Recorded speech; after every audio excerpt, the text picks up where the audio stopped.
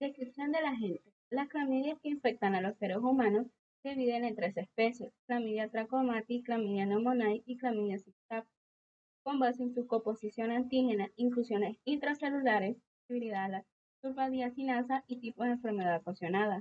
Todas las clamidias tienen características morfológicas similares, comparten un grupo de antígenos común y se multiplican en el citoplasma de la célula hospedador por medio de un ciclo vital característico. Las clamidias se pueden considerar bacterias gram negativas que carecen de los mecanismos para la producción de energía metabólica y no pueden sintetizar trifosfato de adenosina. Esto nos limita a una existencia intracelular. La célula hospedadora elabora productos intermedios con abundante energía, por lo tanto podemos decir que las clamidias son patógenos intracelulares estrictos. La clamidia trachomatis se divide en dos biovariedades, que son el tracoma y el linfogranuloma venerio. La biovariedad del tracoma es el principal causante de dos tipos de enfermedades en el ser humano, que está el tracoma ocular, que es la causa infecciosa principal de la ceguera, que estas son prevenibles en los países desarrollados, y tenemos las infecciones urogenitales, que esas son a través de transmisión sexual o neonatal. Las 18 seriovariedades de la clamidia trachomatis se pueden dividir en tres grupos, que tenemos los serotipos A, B, BA y C, que son del tracoma, los serotipos ucologenitales, que son del D a K, y las L1 a L3, que son del linfogranuloma venerio. Continuaríamos con el ciclo de desarrollo.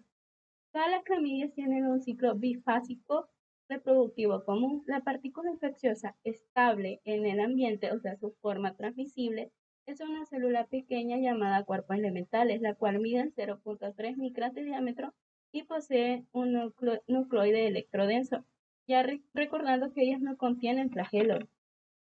Las proteínas de las membranas de los cuerpos elementales poseen grandes enlaces cruzados. Los cuerpos elementales tienen una gran afinidad por las células epiteliales del hospedador, por lo tanto se facilita penetrar en ella. Para que esta penetración exista, el primer paso son las interacciones de las proteínas de la membrana de la membrana de los cuerpos elementales y el proteoglucano de sulfato de heparina del hospedador. El segundo paso tenemos las uniones reversibles o adicionales de muy diversos receptores celulares de otros hospedadores. Este ciclo de desarrollo puede durar de 48 a 72 horas.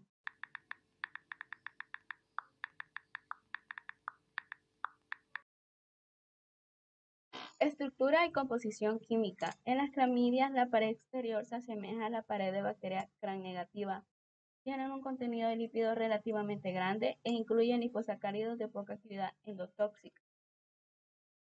Se considera rígida, aunque no contiene el típico beta-glucano bacteriano. La permeabilidad de la membrana externa mitocondrial es un componente estructural importante, codificado por OMPA.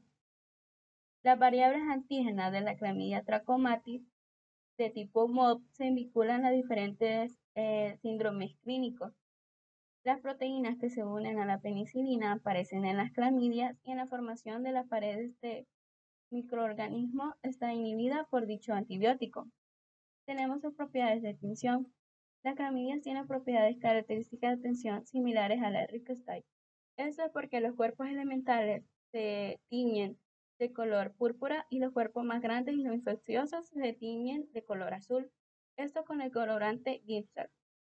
La tensión de Gram de las clamidias es negativa y variable, carece de la utilidad para identificar estos microorganismos. Las proteínas de la clamidia y las inclusiones brillan con inmunofluorescencia con antígenos específicos para cada grupo, para cada especie o para cada serotipo. Sus antígenos. Las clamidias poseen antígenos compartidos específicos de grupo, género. Estos son liposacáridos termoestables con ácido 2-ceto 3-desoxirribonucleico como componentes inmunodominantes. Los antígenos para estos anticuerpos específicos de género se pueden identificar por medio de la fijación de complementos. Su proliferación y metabolismo. Las clamidias necesitan un hábitat intracelular por la pequeñez de su genoma, la cual las vuelve dependientes de las células del hospedador para sus necesidades de desarrollo y de energía. Las clamidias crecen en diversos cultivos de diversas líneas de células eucariotas. Generalmente se utilizan células de macroid tratadas con cicloheximida para cultivar clamidias. La clamidia pneumoniae se utilizan células HL. Todas las variables de clamidia proliferan embriones de huevo, particularmente en el saco vitelino. Algunas variantes de clamidia tienen metabolismo endógeno similares a otras bacterias, las cuales liberan CO2 por medio del piruvato, glutamato y glucosa, y además tienen hidrogenasa. Características de la relación hospedador-parásito.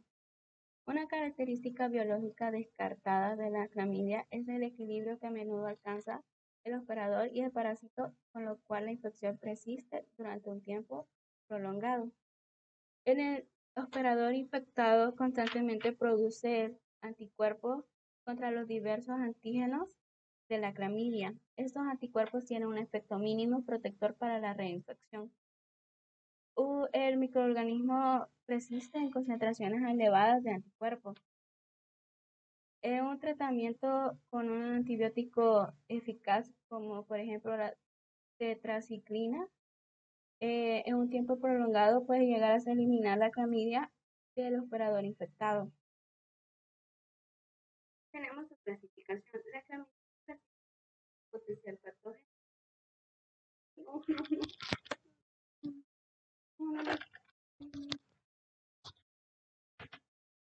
Su clasificación. Las clamidias se clasifican según su potencial patógeno, espectro de hospedadores, diferencial antígeno.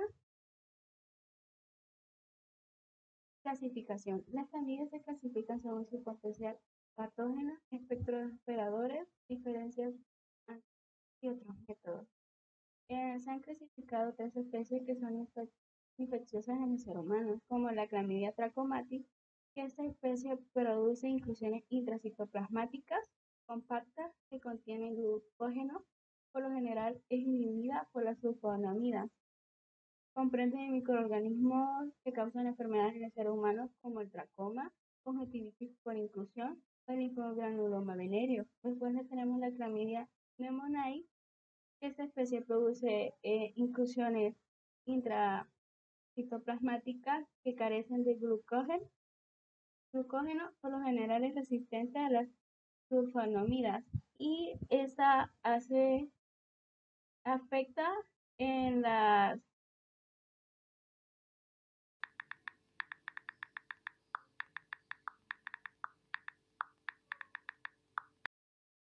historia de la enfermedad. El tracoma es una enfermedad ocular antigua que se describe con detalle en el papiro de Herbes, que es un tratado médico antiguo escrito en Egipto hace 3.800 años.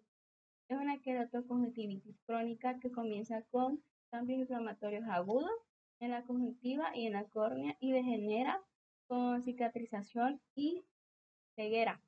El tracoma clínico es producido por las variedades A, B, BA y C de la clamidia trachomatis. Después tenemos su epidemiología y distribución. La clamidia trachomatis tiene una distribución universal y produce tracoma, enfermedades bucogenitales, neumonía y el linfogranuloma venéreo.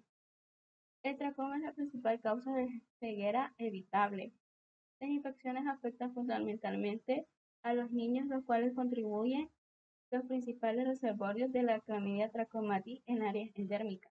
La incidencia de la infección es menor en niños mayores y en adolescentes. Sin embargo, la incidencia de la ceguera aumenta durante la etapa adulta conforme progresa la enfermedad. El tracoma se puede transmitir de un ojo a otro por medio de gotitas, por las manos, por la ropa infectada y también por las moscas, ya que estas llevan secreciones oculares de niños infectados a niños sanos. El patógeno también se puede transmitir mediante gotitas respiratorias y contaminación fecal. La mayor parte de los casos de conjuntivitis de inclusión en adultos por la clamidia trachomatis está en los individuos de 18 a 30 años. Eh, Otra forma de afectación ocular es por la conjuntivitis de inclusión del recién nacido. Esto se da por el paso del niño en el canal del parto. También tenemos el linfogranuloma venéreo, es una enfermedad crónica de transmisión sexual producida por las seriovariedades L1, L2, L2A, L2B, L3 de la clamidia trachomatis. El linfogranuloma venéreo agudo se observa más a menudo en hombres, ya que esto es porque principalmente debido a que la infección sintomática es menos frecuente en las mujeres. Se transmite de forma directamente por lesiones abiertas de personas infectadas y esto es más frecuente durante el acto sexual. Se cree que la clamidia trachomatis origina la enfermedad bacteriana de transmisión sexual más frecuente en los Estados Unidos.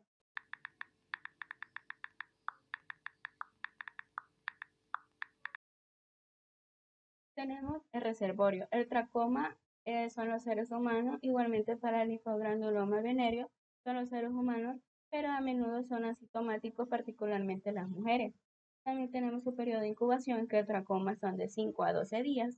El linfogranuloma venéreo es variable, pero con límites de 3 a 30 días para la lesión primaria, pero si el bulbo es la primera manifestación, de 10 a 30 días o incluso varios meses.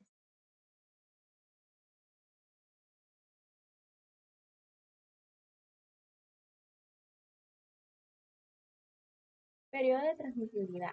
El tracoma. Mientras haya lesiones activas en las conjuntivas y en las mucosas de los anexos oculares, las cuales pueden durar algunos años. La concentración de los agentes en los tejidos disminuye de gran medida por la cicatrización, pero vuelve a aumentar y reactivarse por las exudadoras infectantes.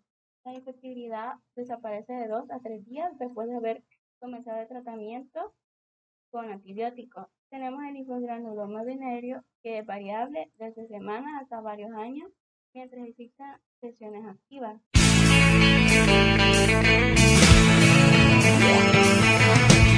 No one told you life was gonna be this way.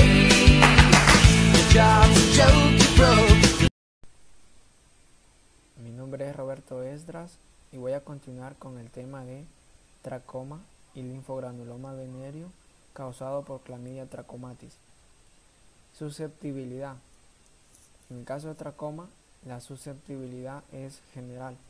La infección no confiere inmunidad absoluta, lo que significa que aunque haya un primer contacto con esta infección, no se va a desarrollar una resistencia significativa en futuras reinfecciones. La enfermedad activa disminuye durante el transcurso de la infancia y no suele observarse en niños mayores y adultos jóvenes. La gravedad de la enfermedad suele relacionarse con las condiciones de vida. Aquí pues por ejemplo entra una deficiencia en la higiene, ya sea por factores de recursos de agua o por vientos secos con polvo y arena. Esto en el caso de los países endémicos, por ejemplo el África. En cuanto a la vacuna, los estudios han demostrado que el uso de la vacuna puede prevenir la infección, pero debido a la relación que existe entre el costo y la eficacia breve que tiene la vacuna, esto ha hecho que se limite su uso. En cuanto al linfogranuloma venéreo, la susceptibilidad es general y no se ha determinado si existe un tipo de resistencia natural o adquirida contra la infección.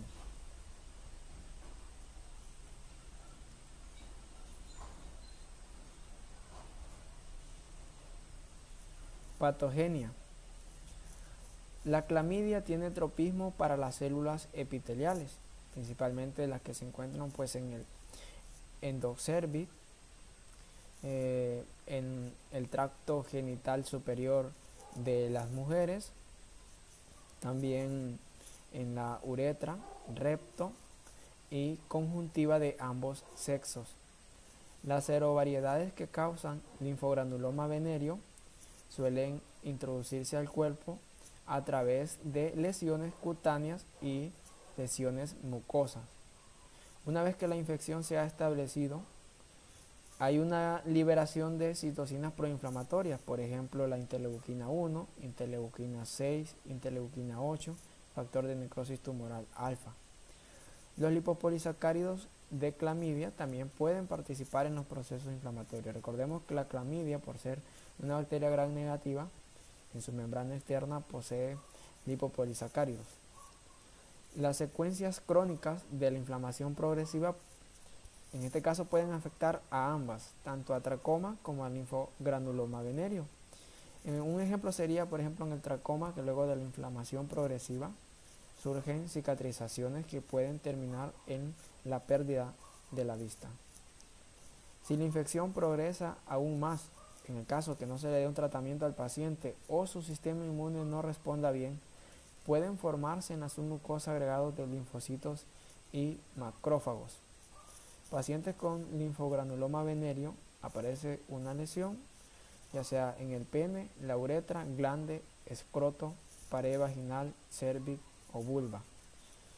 Las serovariedades que participan en la patogenia son las siguientes. En el caso de tracoma, las serovariedades son A, B, C, y en las serovariedades de linfogranuloma venéreo serían las serovariedades L, L1, L2 y L3. Cuadro clínico. Aquí ya entramos con las manifestaciones clínicas de estas dos enfermedades. En el caso del tracoma, que hay una conjuntivitis crónica, inicia con lagrimeo, secreción mucopurulenta, también una hiperemia conjuntival e hipertrofia folicular. Si no se da un medicamento, esto puede progresar a una inflamación en la conjuntiva y en la córnea. También puede haber un aumento en la vascularización de la conjuntiva y la córnea. También suele aparecer deformaciones en el párpado, principalmente en el tarso superior. Las pestañas suelen crecer hacia adentro y esto produce escoriaciones en la córnea. Estas escoriaciones en la córnea pueden terminar en úlceras y estas úlceras se pueden cicatrizar.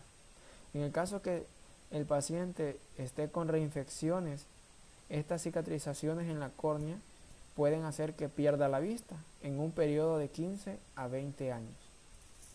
En el caso de las manifestaciones clínicas de linfogranuloma venéreo, hay una que es muy característica, que es la presencia de adenopatía inguinal supurativa. Luego podemos dividirlo en dos fases. Una fase inicial sería la formación de una vacuola en el sitio de infección, ya sea en cualquier parte de los genitales externos. Esta etapa suele pasarse por inadvertido debido a que suele cicatrizarse en unos días, en el caso que se ulcere. Las manifestaciones generales pueden ser fiebre, cefalea y mialgias.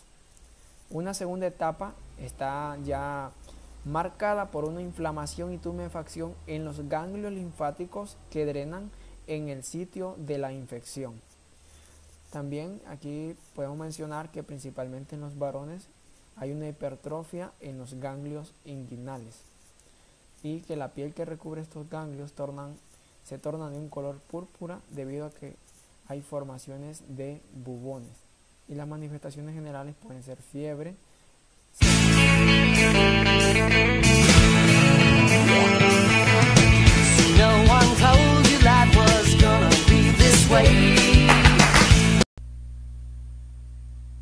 Diagnóstico de laboratorio.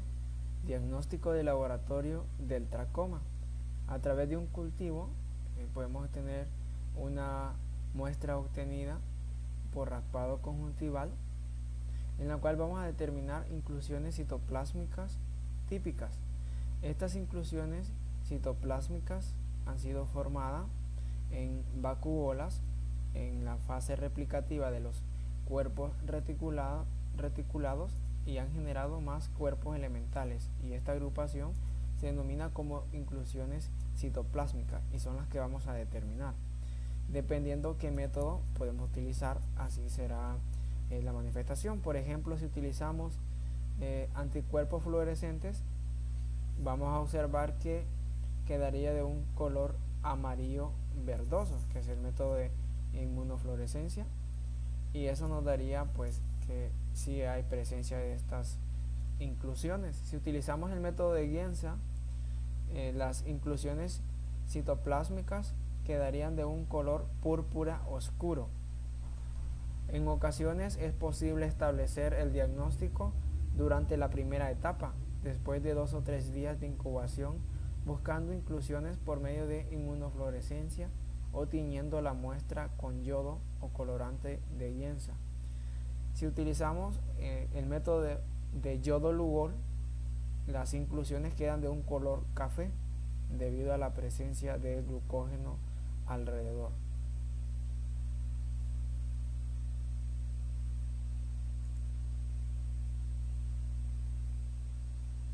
Y aquí podemos observar las inclusiones citoplásmicas en presencia de tracoma en un método de yodo-Lugol, que se han teñido de un color café, que esto es debido a la presencia de glucógeno. También se puede utilizar el método serología. Los individuos infectados a menudo producen anticuerpos específicos, tanto de grupo como de serovariedad en el suero y en las secreciones oculares. Aquí el método que tiene mayor sensibilidad y que siempre se utiliza es el de inmunofluorescencia. Aclarar que los anticuerpos séricos y los anticuerpos oculares no van a generar una resistencia significativa en reinfecciones. También se pueden utilizar métodos moleculares. Aquí podemos utilizar la prueba PCR, que es la reacción en cadena de polimerasa. Diagnóstico de laboratorio del linfogranuloma venéreo. A través de un frotis es posible teñir pus, bubones y material obtenido por biopsia.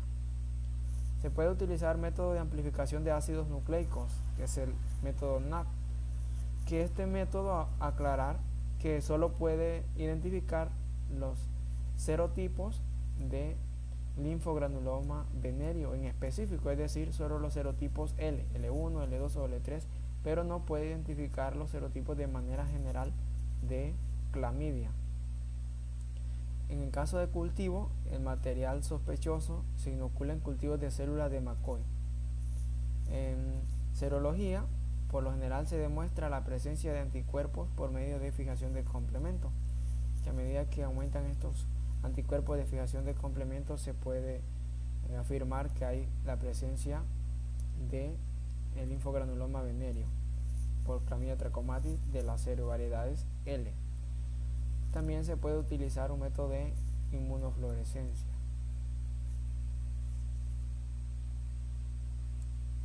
Diagnóstico diferencial.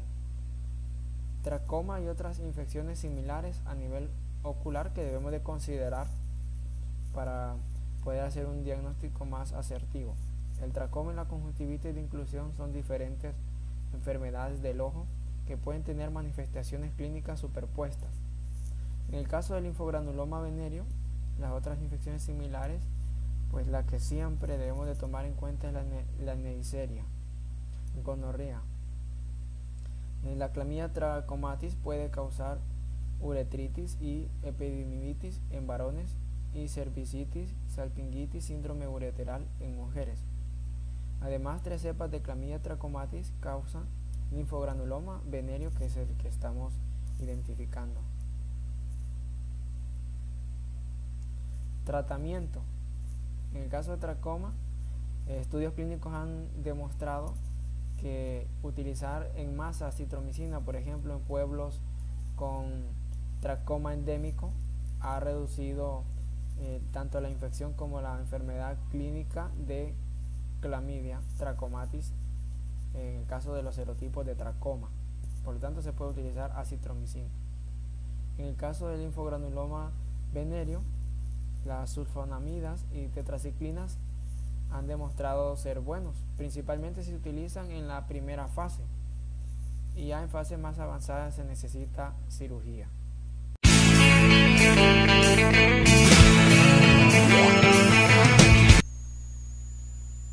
Complicaciones en el tracoma y en el linfogranuloma venéreo. Las complicaciones en el tracoma podrían ser queratitis epitelial, infiltrados subepiteliales, extensión de los vasos del limbo hasta la córnea, que sería la formación del paño corneal. Conforme el paño corneal se extiende en sentido inferior a la córnea, puede producir lo que es cicatrización en la conjuntiva. También en estas complicaciones en tracoma suelen haber deformidades en el párpado, principalmente afectando el párpado superior, lo que sería entropión. También pueden haber escoriaciones en la córnea, porque la pestaña ha crecido hacia adentro, lo que se le denomina como triquiasis. Todo esto puede producir que en una infección bacteriana secundaria haya más posibilidad de pérdida de la vista en un periodo de varios años. Complicaciones en el linfogranuloma venéreo. Aquí podrían haber estenosis ureteral y rectal, también accesos perirectales y fístulas. En varones homosexuales, las cepas del linfogranuloma venéreo pueden causar proctitis ulcerosa hemorrágica, donde puede ser necesario la aspiración de ganglios linfáticos para evitar rotura.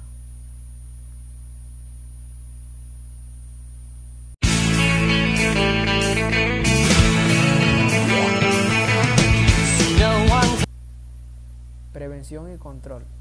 En cuanto a la prevención y control a tomar en cuenta en el tracoma son los siguientes: educar a la población en cuanto a la importancia de la higiene personal y de no compartir toallas.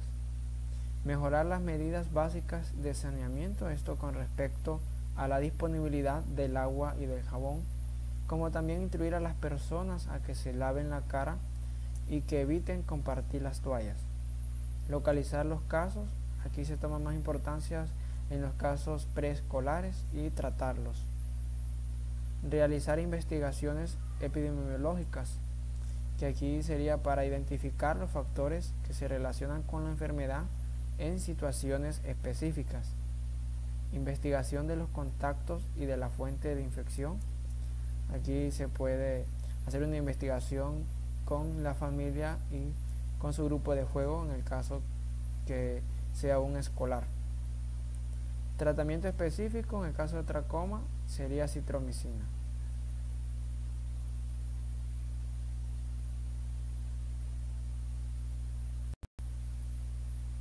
Control y prevención para el linfogranuloma venéreo. Notificación a la autoridad local de salud. En este caso es una notificación de la presencia de esta enfermedad si estamos en una zona endémica. Aislamiento sería la abstención del contacto sexual hasta que cicatricen las lesiones. Desinfección concurrente sería una eliminación cuidadosa de los exudados de las lesiones y los objetos que han sido contaminados con estos.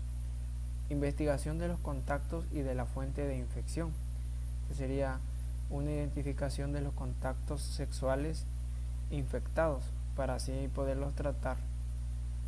Y tratamiento específico, que para el linfogranuloma venéreo pues son las sulfonamidas y tetraciclinas.